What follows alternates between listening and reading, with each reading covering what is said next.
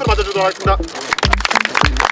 현재 논란이 되고 있는 법 중에 중대재해법이나 혹은 주 52시간제를 탄력적 운영해서 기업이 경제활동에 대한 유연성을 조금 더 부드럽게 할 수 있게 만드는 게 더 좋은 생각이 드는데요.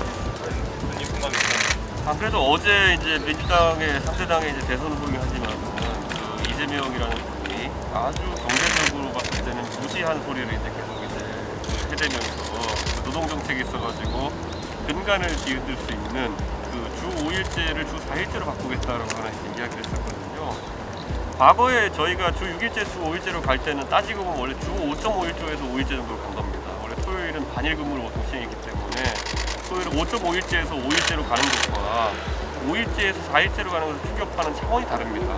그러면 노동에 대한 부분에 대한 효율성이 이재명 후보가 큰 차이가 없을 것이다 이랬는데, 자 그러면 예를 들어 학교를 들면 학교도 주 4일제로 줄어들게 되면은 초중고 학생들 학습에 필요한 충분한 어떤 시간을 제공할 수 있느냐, 이런 것들은 이재명 후보의 머릿속에 없을 거거든요. 그분이 원래 복잡한 생각을 별로 안 하는 것 같습니다.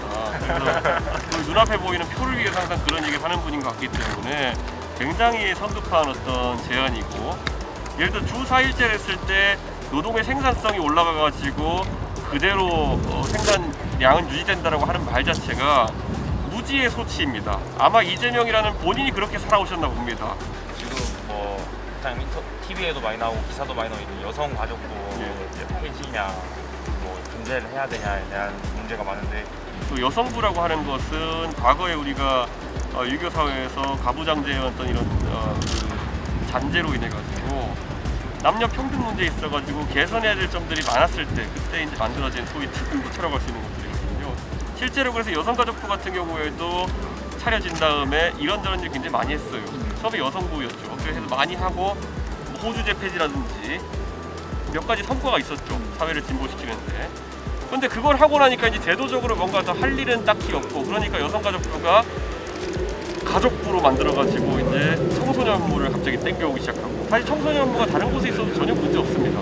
근데 그걸 이제 끌고 와가지고 여성가족부로 이제 만들면서 청소년부로 들어가게 되고, 청소년부 하다 보면 또 별로 복지부나 아니면은 다른 부처에 비해서 힘은 약하고 그러니까 애매한 특별임무를 가져와요. 그런 게 이제 보면 게임 셧다운제 이런 것들. 그래가지고 대한민국의 여성가족부가 앞으로도 계속 본인들이 부처로서 존재해야 될 그런 어떤 의미를 찾으려면은 우리가 하는 일이 뭐다라는 거를 정확히 시민들에게 설득시킬 수 있어야 돼요. 근데 지금은 이미 여성가족부가 무엇을 이제 위해서 존재하는가 약간 애매해지고 그런 상황입니다. 저는 그렇게 좀 그런 부처들끼리 좀 통합을 해서 업무 조정을 했으면 하는 생각을 합니다. 전체적으로 우리나라에서 인권에 대한 뭐 차라리 인권부로 개편했으면 하는 그런 생각도 있고요. 아니 왜 여성과 여성 인권만 따로 다룹니까? 사회에 다른 약자들도 많은데 장애인에 대한 부분도 있을 것이고 굉장히 많거든요. 정부가 이렇게 문어발처럼 그 부서만 늘려갈 것이 아니라 가장 효율적으로 정부 조직을 구성해야 되는 것인데, 그 대통령이 들어설 때마다 정부조직법 개정을 하게 되어 있는데, 저는 이번에 저희 당의 대통령 후보가 되시는 분이 꼭 정부조직법 개정을 통해 가지고 효율화를 좀 했으면 좋겠어요. 수업 준비생으로서 그리고 내년 졸업하게 되면 수업을 해야 됩니다. 이제 울산에는 대학교가 많지 않고, 또 이제 과거에 이제 지역 주민 채용 정책이 있었는데, 이제 그게 이제 우리 이제 경상남도와 울산이 강력화가 되면서 서로 이제 같이 들어왔다 나오게 돼서 정책이 변경이 되었어요. 이렇게 이제 어떻게 보면 울산대학교는 울산에 학교가 없다 보니까 이렇게 장점을 가지고 있었는데, 정책이 올해 변경이 되면서 경상남도 같이 경쟁을 해야 되니까 이게 좀 어떻게 보면 불이익을 보게 됐거든요. 이걸 돼가지고 울산에 있는 학생 입장으로서, 청년 입장으로서 조금 더 변경이 됐으면 좋겠다 생각을 하고 있어가지고 이거 어떻게 생각하실지 물어보고 싶거든요. 사실 지역에 있어가지고 지역 선발 제도들이 생각하는 것 중에 중요하다 그런 생각을 합니다. 하지만 또 이제 그게 경남 지역까지 광역화되는 것 너무 넓다라는 생각을 합니다.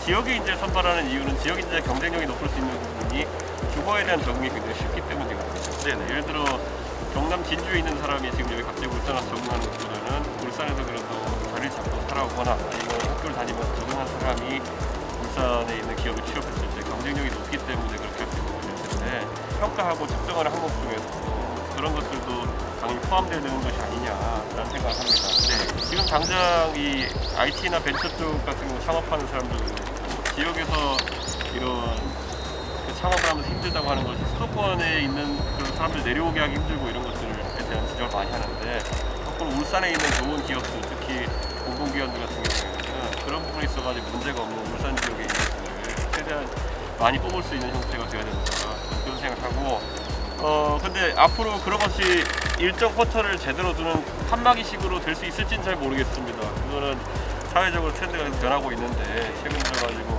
경쟁이 또 이렇게 활성화되는 분위기 속에서 아예 칸막이는 아니기 어렵겠지만은, 제가 이제 만약에 그런 채용을 하는 입장이라고 한다면은 아까 말했던 지역 적응적으로 바로 주거 비용이나 이런 것들이 사실 타지에서 이전하는 것보다는 울산에 떨어졌고 살던 사람들이 더 적게 들고 하기 때문에 근로 조건이 좋을 수밖에 없거든요. 그런 것들을 많이 반영해서 선발하는 것이 좋은 것 같아요. 2030 세대를 위해서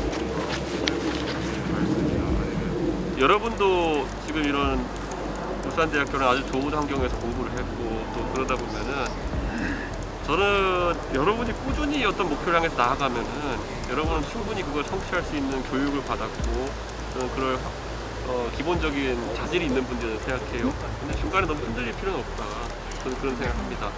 때로는 더 쉬워지는 길, 보이는 길이 막 보이거든요. 제 지역구가 상계동인데, 이 상계동이라는 곳은 국회의원선거 한 번 빼놓고는 보수가 당선된 적이 없는 곳이에요. 그래서 가다 보니까 참 희한하게도 국회의원보다 당대표가 먼저 되는 이런 황당한 이런 상황이 발생했는데, 이런 생각을 해요. 여러분이 하는 노력은 어떻게든 보상을 받습니다. 어떻게든 보상을 받습니다. 그렇기 때문에 너무 주변에 휘둘릴 필요는 없다, 이런 말씀 드리고, 다만 이건 있어요.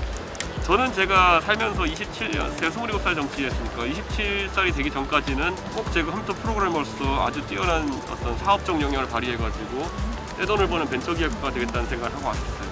네. 그리고 지금도 전 제가 하면은 평균 이상으로는 잘할 자신감이 있어요. 하지만 또 뒤집어 말하면은, 여러분의 진짜 재능이라고 하는 것은, 또는 여러분이 가장 빛나는 곳은 어쩌면은 여러분이 지금 상상도 못하는 영역에서 나올 수가 있어요. 그래서 기회가 있을 때마다 그거를 탐구했으면 좋겠어요.